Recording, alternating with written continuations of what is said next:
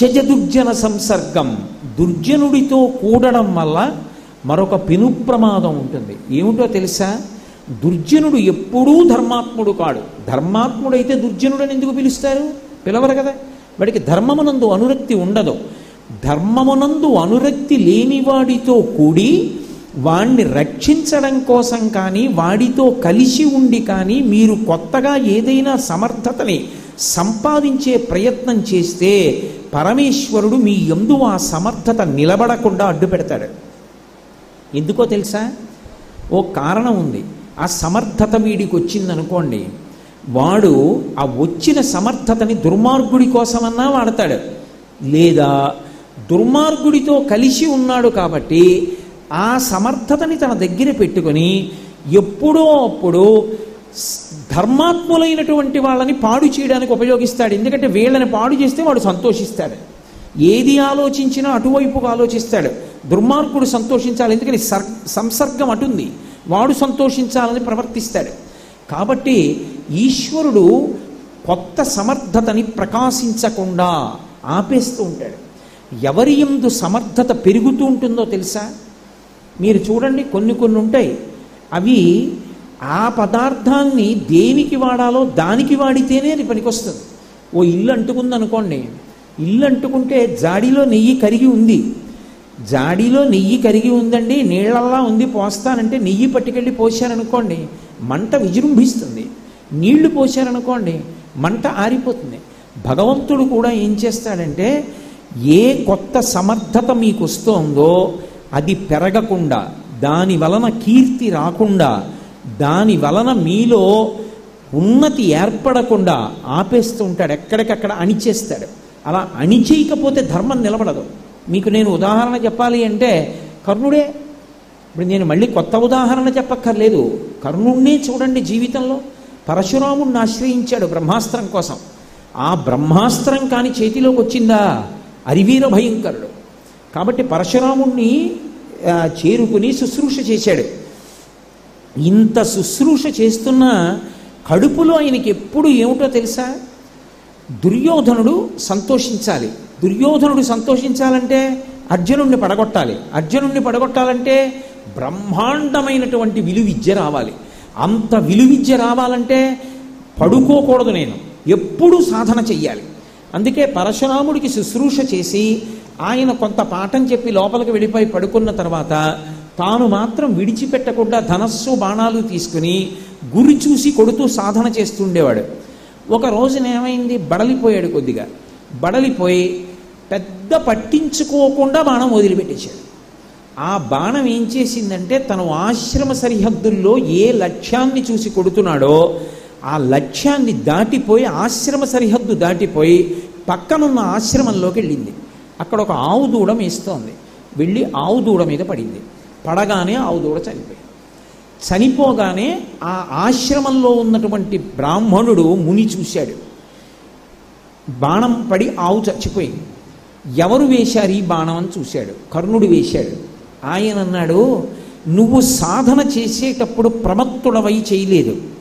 ఎవరిని చంపాలని నువ్వు ఈ ప్రయత్నం చేస్తున్నావో, ఎవరి మీద బాణాలు వెయ్యాలని నువ్వు ప్రయత్నం చేస్తున్నావో, అటువంటి వీరుడితో తీరా నువ్వు యుద్ధానికి వెళ్ళిన తరువాత నీ రథము యొక్క చక్రము భూమిలో దిగబడిపోతుంది.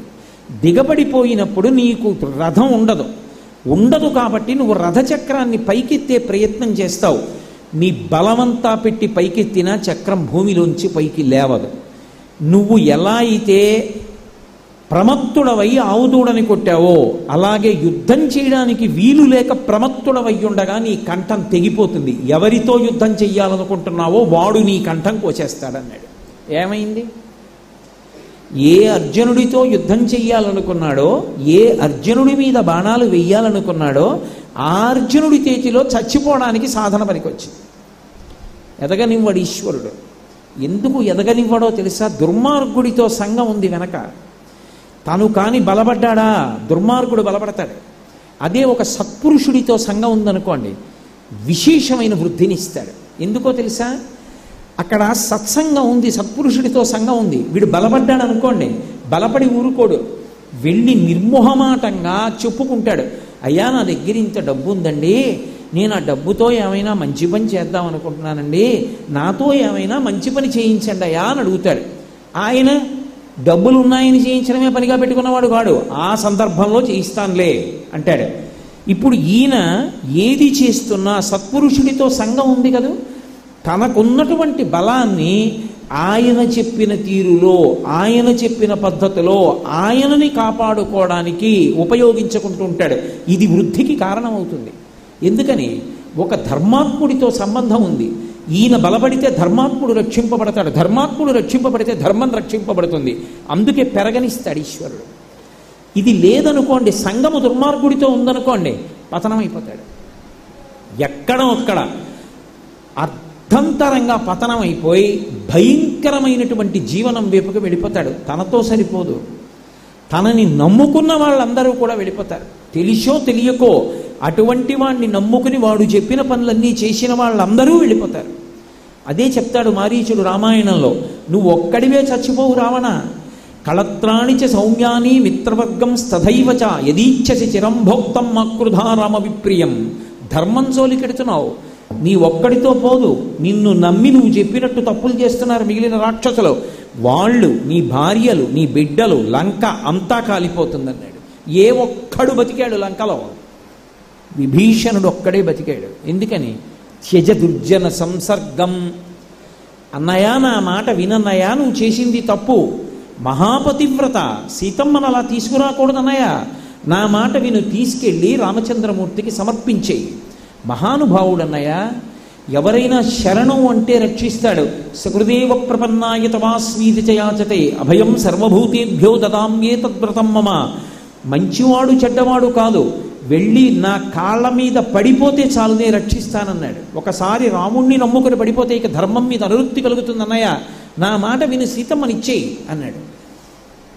ఏమిట్రా ఇంత చెప్తున్నావు, నిన్ను నీ మంత్రుల్ని రాజ్య బహిష్కారం వేస్తానన్నాడు. రెండు చేతులు ఎత్తి నమస్కారం చేసి, అన్నయ్య నాకన్నా ముందు పుట్టినవాడివి, పెద్దవాడివి, నీకు చెప్పడం వినా నేను చేయగలిగింది లేదు అన్నయ్య, నువ్వు అధర్మంతో అంటకాగిపోతున్నావు కాబట్టి అన్నయ్య లంక ఉండదు, నువ్వు ఉండవు, ఎవరూ ఉండరు, అధర్మంతో నేను కలిసి ఉండలేనన్నయ్య, నిన్ను వదిలిపెట్టేస్తున్నానని వెళ్ళిపోయాడు. వెళ్ళిపోయాడు కాబట్టి విభీషణుడు ఏమయ్యాడు? చిరంజీవిత్వాన్ని పొందాడు, కాంచన లంకకి అధిపతి అయ్యాడు. అదే మా అన్నయ్యనో మా తమ్ముడనో అంటకాగాడు అనుకోండి దుర్మార్గుడితోటి, ఇన్ని కోట్ల మందిని తీసేసినటువంటి రాముడికి విభీషణుడు లెక్క, తీసి అవతల పారేస్తాడు. మరి విభీషణుడు ఎందుకు బతికిపోయాడు? అన్నగారైనా సరే దుర్మార్గుడైతే మాత్రం వదిలిపెట్టేశాడు అంతే. అది నీ పతన హేతువు, అలా ఇలా కాదు, జన్మ జన్మాంతరముల యందు కట్టి కుడిపేస్తుంది. ఈ కార్యక్రమాన్ని మీకు